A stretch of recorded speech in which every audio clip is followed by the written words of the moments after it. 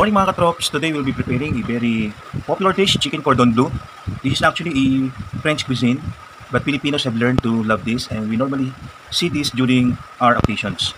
So for the chicken cordon bleu, we'll be using, for the purpose of demonstration, four pieces of parts of breast, and they are actually slightly chilled. They are still chilled, see? When we slice so let me show you how to do it. This is slightly still chilled actually. So we will just cut it and make a butterfly. We'll be using a boning knife for this job since it has a sharp edge. A pointed sharp point, I mean. Okay, so make sure that you won't be able to cut this. Don't cut this. You will only have to insert the knife up to this point and all the way down here.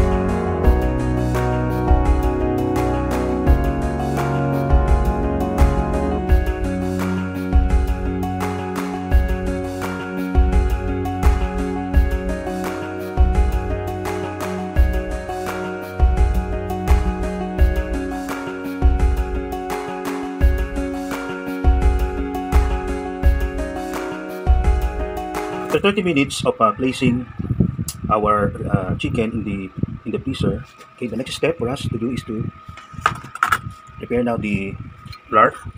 It's with some of the salt, pepper, garlic powder, and onion powder. Okay, we're gonna place it down here. Then beef.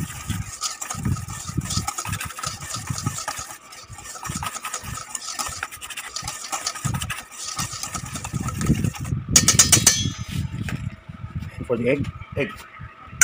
Tapos sunod.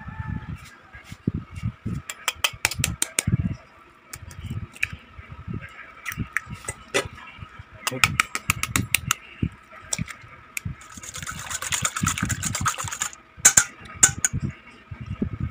Okay, and we also have prepared the Japanese breadcrumbs and the wrap.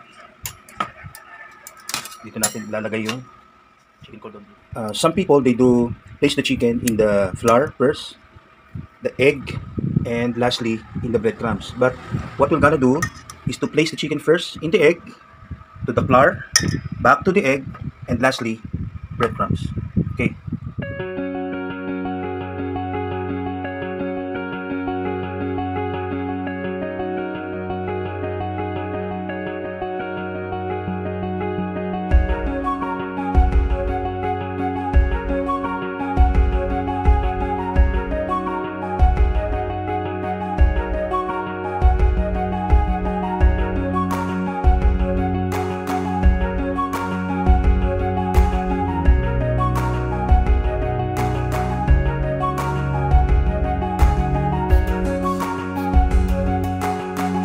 Okay, katrops, we already have placed the chicken inside the oven.